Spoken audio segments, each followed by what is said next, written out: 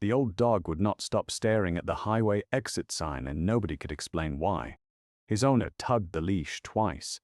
The dog didn't move. He just sat there in the gas station parking lot, ears up, eyes locked on the green sign that read Route 9, Millbrook 12 miles, like he was reading words no human could see. Then a stranger walking past froze mid-step, dropped his coffee, and whispered a name. Nobody in that parking lot was supposed to know. That was the moment everything changed for retired Navy SEAL Daniel Reyes. Rain had been falling over the small town of Millbrook, Pennsylvania for 3 straight days, the kind of gray November rain that made the whole world feel like it was holding its breath. Daniel didn't mind it. He'd learned a long time ago that weather was just weather, and a man could either fight it or walk through it. He chose to walk through it, the same way he walked through most things now. Quiet, steady, and mostly alone. He was 41 years old, though the lines on his face made him look older, and the silver already creeping into his beard didn't help. 8 years out of the Navy. 8 years since the mission that took his best friend, a chief petty officer named Ray Delgado, and the working dog they'd both loved like a brother. Daniel didn't talk about that mission. He didn't talk about much of anything anymore, not since the divorce, not since the apartment above the hardware store became the only address he'd kept for longer than 6 months. Every morning, he walked the 2 miles from his apartment to the Millbrook diner, ordered the same black coffee and 2 eggs, and read whatever newspapers somebody had left behind. Every morning, he walked back the same way. It wasn't a good life. It wasn't a bad one either. It was just a life that had stopped expecting anything. That morning, the walk home took him past the Sunoco station on the edge of town, the one with the cracked pavement and the faded blue awning. And that was where he saw her. An older woman, maybe 70, stood beside a battered green sedan with the hood propped open, steam curling weakly from the engine. Beside her, sitting perfectly straight despite the rain soaking through his coat, was a large German Shepherd, grey around the muzzle, one ear notched at the tip like something had torn a piece away long ago. A hand-lettered piece of cardboard was propped against the car's back tire. Moving. Can't keep him. Good dog. $10. Daniel stopped walking. He told himself it was the car trouble that made him stop. A man doesn't just walk past somebody stranded in the rain. Not if he was raised right.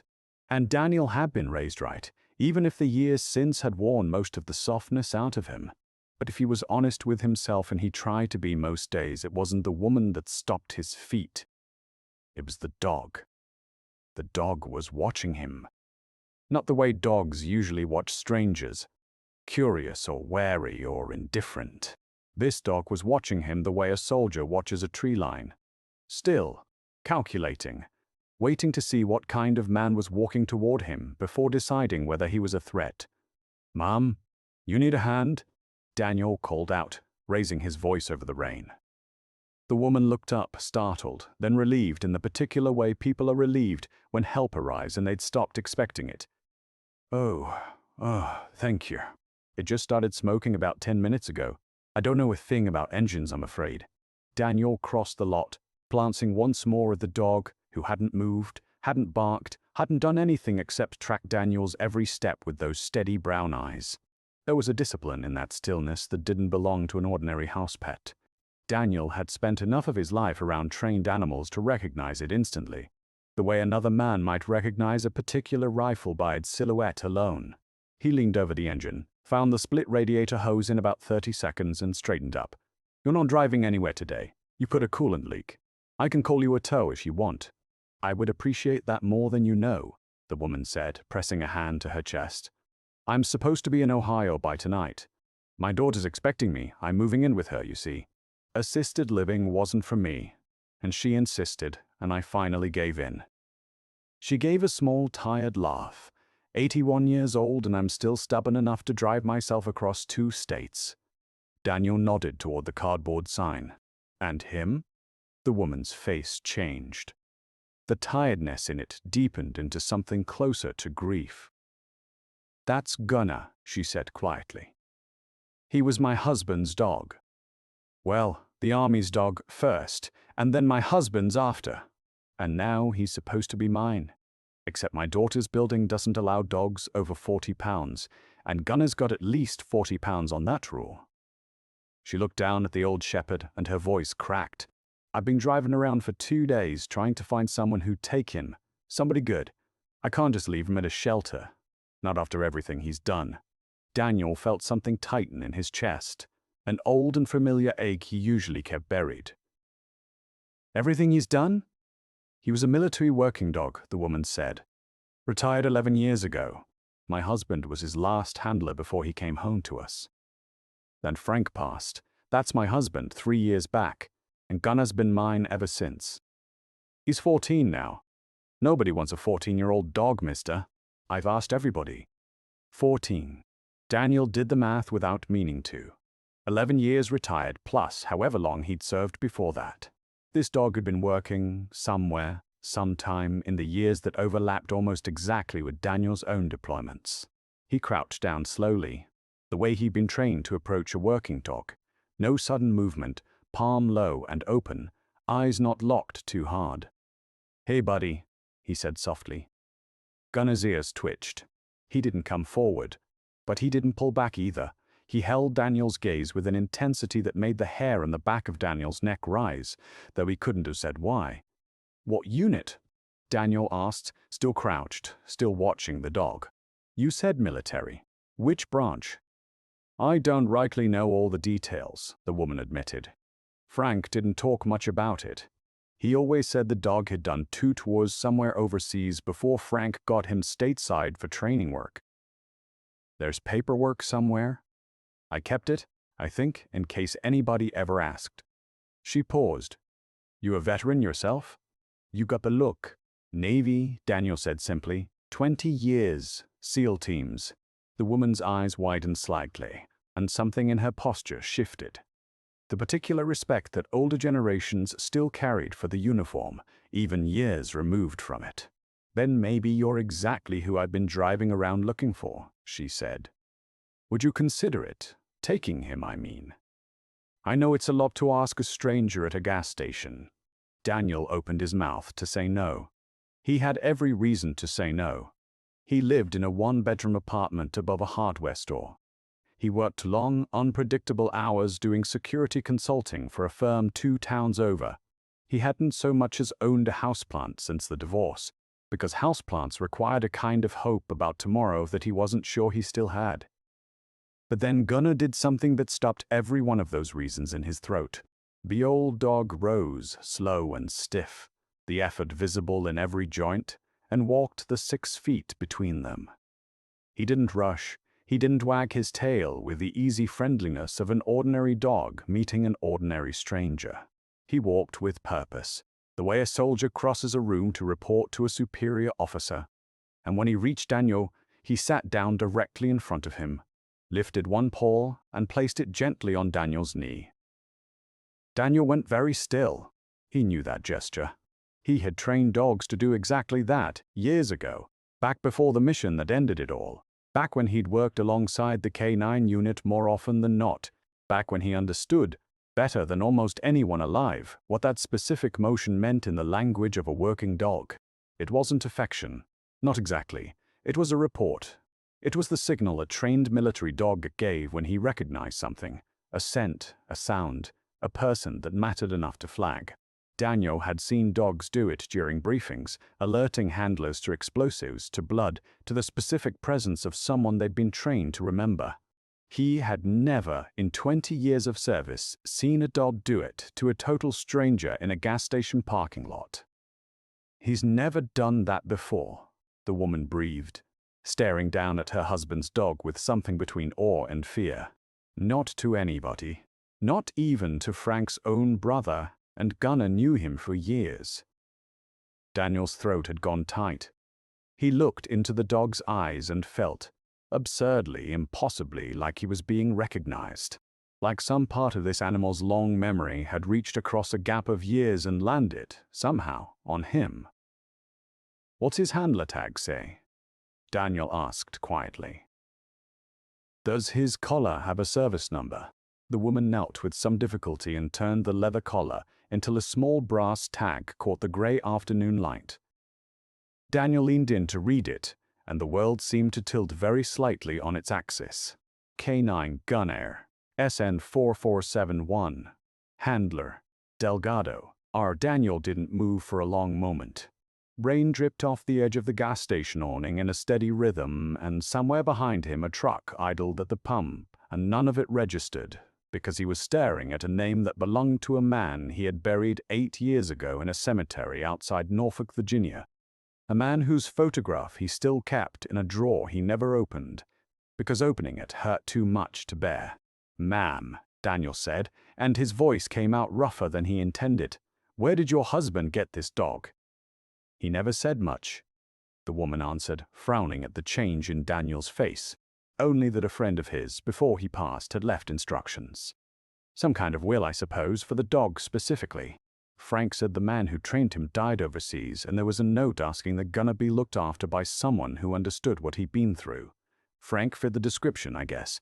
He'd handled dogs stateside for years, so the army released him to Frank." She hesitated. "Is something wrong? You've gone pale as a sheet." Daniel looked down at the dog, at the notched ear, at the gray muzzle, at the paw still resting patiently on his knee, and felt 8 years of carefully buried grief crack open like ice on a spring river. "I knew his first handler," Daniel said quietly. "I knew Ray Delgado. We served together. He was my closest friend in the teams." He swallowed hard. "I was there the night he died. I thought." His voice broke, just slightly, just enough. "I was told the dog didn't make it either. Killed in the same engagement. That's what the report said. That's what I've believed for 8 years." The woman's hand went to her mouth. "Oh, mister. Oh, I am so sorry." "Don't be." Daniel reached out slowly and rested his hand on Gunner's head, feeling the coarse gray fur, the solid warmth of him, the simple, undeniable fact of him being alive. "Don't be sorry. This is the first good news I've had in 8 years." For a long moment, neither of them spoke. The rain kept falling. The tow truck the gas station attendant had called pulled into the lot, its yellow lights cutting through the gray afternoon, and still Daniel didn't move, his hand resting on the head of a dog he'd been told was dead. A dog who had just walked across a parking lot to report himself to a man he hadn't seen in 8 years. A man he shouldn't have had any way of recognizing at all. But he had, and Daniel intended to find out how. The tow truck driver, a heavy-set man named Pete who'd lived in Millbrook his whole life, hauled the woman's sedan off toward the garage on 3rd Street while Daniel drove her and Gunner to the diner in his own truck, unwilling to let either one of them out of his sight until he understood what had just happened. The woman's name, he learned, was Carol Ann Whitfield, and her late husband Frank had been a quiet, steady man who'd spent 30 years working as a kennel master at Fort Campbell before retiring to Pennsylvania. "He didn't talk about the war stuff," Carol Ann said, wrapping both hands around a mug of diner coffee she hadn't touched. "Frank always said some things weren't his to tell. But he loved that dog like a son, Mr. Reyes. Wouldn't let anybody so much as raise their voice around him." Daniel sat across from her in the vinyl booth, Gunner lying at his feet beneath the table with the calm, watchful patience of an animal used to waiting in silence when important things happened around him. Every few minutes, Daniel would glance down, half expecting the dog to have vanished, to have been some trick of grief and rain and exhaustion. But he was still there, solid and real, his gray muzzle resting on his paws, one eye tracking the door of the diner the way a soldier tracks the entrance to a room he doesn't yet trust. "I need to see that paperwork you mentioned," Daniel said. "The transfer documents. Anything with Ray's name on it. Anything at all." Carol Ann nodded and reached into the enormous canvas bag she'd hauled in from the car before the tow truck took it. She produced a thick manila folder, soft at the corners from years of handling, and slid it across the table. Daniel opened it with hands that weren't entirely steady. Inside were photocopies of military transfer documents, dated nearly 9 years back, documents Daniel had never seen, because by the time they were processed, he had already left the teams, already begun the long gray unraveling that followed Ray's death. There was a certificate of retirement for K9 Gunner, service number 44441, citing exceptional service, 3 combat deployments, and life-saving performance under direct enemy fire. There was a handwritten letter, the ink faded but still legible, signed by a name Daniel recognized instantly, a name that made his hands go cold. Master Chief Raymond A. Delgado. Daniel read the letter twice before he trusted himself to speak. To whoever receives this dog, Gunnar has given more to this country than most men ever will. If anything happens to me, I need him placed with a handler who understands what silence costs a working dog. Someone patient, someone steady, someone who won't rush him toward affection he isn't ready to give. He trusts slowly. When he finally does, hold on to it. It's the realest thing you'll ever earn. He wrote this before he died, Daniel said quietly, more to himself than to Carol Ann. He knew. Somehow he knew he wasn't coming home, and he made sure Gunnar would be looked after no matter what happened to either of them. You said the dog died with him, Carol Ann said gently. In the report you were given. That's what I was told. Daniel set the letter down carefully, like it might shatter. The mission went bad. Ambush deep in hostile territory, a joint operation nobody talks about even now. Ray stayed back to cover our extraction. Gunnar was with him. We got out. They didn't. He rubbed a hand over his face. That's the story I've carried for 8 years, that both of them died covering the rest of us. I went to Ray's funeral. Nobody ever told me there was a dog to grieve separately. I assumed the report was accurate. Killed in action, both of them.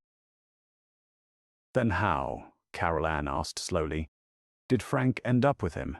That was the question that sat between them now, heavier than the rain outside, heavier than 8 years of unanswered grief. Daniel looked down at Gunnar again, at the old dog watching him with those steady, knowing eyes, and understood that somewhere in the story was a gap, a missing piece between the battlefield 8 years ago and a kennel at Fort Campbell that nobody had ever bothered to explain to him. He intended to find it. Mrs. Whitfield, Daniel said, closing the folder gently.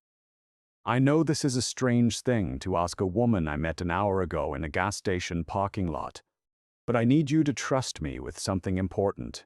You already have my dog-eating breakfast scraps under your table, Carol Ann said, managing a small smile. I think we're past strangers, Mr. Reyes. I need to keep Gunnar, Daniel said. Not just for tonight. I need to find out what happened to him after that mission. How he ended up stateside, how Frank got him, why nobody ever told me he was alive. And I think the only way I'm going to get real answers is by going through the right channels, which means I need to be his registered owner, not just some man who recognized a name on a collar tag. Carol Ann studied him for a long moment, her eyes moving between Daniel's face and the old dog resting so calmly at his feet. A dog who had refused, by her own account, to approach any stranger this way in 14 years of life. He chose you, she said finally. The second he saw you, before either of us understood why. I think Frank would tell me that's not something a person argues with. She reached down and rested her hand briefly on Gunnar's head, her eyes bright with tears she was fighting to hold back. Take care of him, Mr. Reyes. He deserves somebody who'll fight for his story the way you're already fighting for it. They signed the transfer paperwork at the dinner table. Carol Ann's handwriting shaky but determined, Daniel's steady and sure. When they finished, Carol Ann reached into her bag one more time and pulled out a small velvet pouch, worn soft with age. Frank kept this in his nightstand for years, she said, placing it in Daniel's palm. Said it belonged with the dog. Whenever the day came, he had to pass him on. Daniel opened it carefully. Inside was a set of dog tags, tarnished with age, the chain broken and knotted back together at some point long ago. He turned them over in the diner's fluorescent light and felt his heart stop entirely. Delgado, Raymond A. Ray's dog tags, the ones that should have been buried with him, or returned to his family, or lost somewhere in the chaos of that terrible night 8 years ago. Somehow, impossibly, they had ended up here, in a velvet pouch in a dead man's nightstand, waiting 14 years to find their way back to someone who would understand what they meant. Frank never explained where he got those, Carol Ann said softly. Only that they came with the dog and that they weren't his to keep. Daniel closed his fist around the tags and felt 8 years of unanswered grief begin, finally to demand an answer. The next morning, Daniel drove 2 hours to Fort Indiantown Gap, the nearest military installation with records access, carrying a folder of copied documents and a resolve he hadn't felt in years. Gunnar rode in the passenger seat the entire way, upright and alert, watching the highway pass with the same steady vigilance Daniel remembered from every good working dog he'd ever served alongside. The records office was staffed by a young specialist who clearly had no idea what to do with a retired SEAL asking pointed questions about an 8-year-old classified engagement, but who was smart enough to escalate the request up the chain until it landed, 2 days later, on the desk of a retired colonel named Marcus Webb, a man who, it turned out, had served as operations liaison on the very mission that had taken Ray Delgado's life. Webb agreed to meet Daniel at a diner near Carlisle, on the condition that the conversation stayed off the record. He was a broad-shouldered man in his 60s now, silver-haired, with the particular stillness of someone who had spent a career learning which truths were safe to speak aloud. "Gunnar," Webb said when Daniel brought the old shepherd into the diner and the waitress didn't so much as blink, used as small towns are to veterans and their service dogs. "I'll be damned. I heard he didn't make it." "That's what I heard too," Daniel said. "For 8 years. Webb was quiet for a long moment, studying the dog with something like reverence. "What do you actually remember about that night, son?" Daniel told him. "The ambush in the mountains. The order to fall back. Ray staying at the rally point to cover the extraction, Gunnar at his side, both of them laying down suppressing fire while the rest of the team made it to the exfil bird. The radio silence afterward. The search team that went back at dawn and found only Ray's body and enough blood trail to assume the dog had died somewhere in the darkness, dragged off by the retreating enemy or lost in the rock slides that had followed the firefight. Webb nodded slowly through the whole account, and when Daniel finished, he let out a long breath. "Half of that's true," he said. "Ray did stay back. He did cover you. He did die doing it. That part was never a lie, and I want you to hear me say that clearly, because I know what you've carried believing it." He paused. "But the dog didn't die that night. He was found 3 days later by a local shepherd, half-starved, badly wounded, 9 miles from the engagement site. He'd been dragging himself, best anyone could figure, following some trail only he understood. The shepherd got word to a coalition patrol. By the time anyone confirmed it was one of ours, the after-action report had already been filed and closed." "Nobody corrected it," Daniel said, "and it wasn't a question." "It should have been corrected," Webb admitted, his jaw tight. "There was a mess of reasons it wasn't: bureaucracy, a records error, the fact that the unit that recovered him wasn't part of the original operation and didn't have full context. By the time somebody put the pieces together, Gunnar had already been shipped stateside for treatment and rehabilitation, and the paperwork trail just never caught up to the truth. I've seen it happen before. It's not an excuse. It's just what happened." Daniel sat with that for a long moment, feeling something that was equal parts fury and grief and, underneath both, an unexpected and overwhelming relief. Ray had died a hero. That much had always been true, and it remained true now. But some small, silent piece of him had lived on, had survived, had spent 8 years being loved by a stranger in Pennsylvania who never knew the full weight of what he was caring for. "Why did he come to me?" Daniel asked quietly. "Yesterday, in that parking lot. Why did he recognize me?" Webb studied Gunnar for a moment, the old dog sitting calmly beside Daniel's chair, and something like understanding passed over his face. "Working dogs remember scent and sound better than they remember faces, son. You served alongside Ray for years, you trained together. Your voice, your walk, probably even your particular smell after 20 years of proximity. Some of that doesn't disappear, not to a dog like this. He wasn't recognizing you the way a person would. He was recognizing what you carried with you, the only part of Ray that was still walking around in the world." Daniel reached down and rested his hand on Gunnar's head, and the old dog leaned into the touch, slow and certain, the way he'd leaned into it in the gas station parking lot the day before. "I owe him," Daniel said. "I owe both of them. I should have known. I should have asked more questions 8 years ago instead of just accepting the report and burying it with everything else." "You were grieving," Webb said. Grieving men don't ask questions. They just try to survive for the next day. He reached across the table and gripped Daniel's shoulder, brief and firm. You're asking them now. That's what matters. 3 weeks later, Daniel stood in the small, sunlit backyard of the house he'd finally bought, a modest place on the edge of Millbrook with a fenced yard and enough space for an old dog to stretch his legs in the mornings. Carol Ann Whitfield had driven up from Ohio for the occasion, and Colonel Webb had made the trip from Carlisle, along with 2 other men Daniel hadn't seen in 8 years, former teammates who'd served alongside him and Ray, men who'd gathered when they heard the story, unwilling to miss the chance to see Gunnar again with their own eyes. They held a small, quiet ceremony in the backyard that afternoon. Nothing official, nothing the military would ever record in any file. Just 6 people and 1 old dog standing together in the autumn light.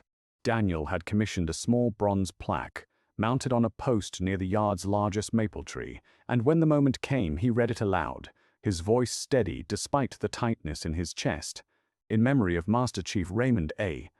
Delgado, and in honor of K9 Gunnar, who carried his memory home when no one else could. Loyalty does not end at the grave. It simply waits to be found again.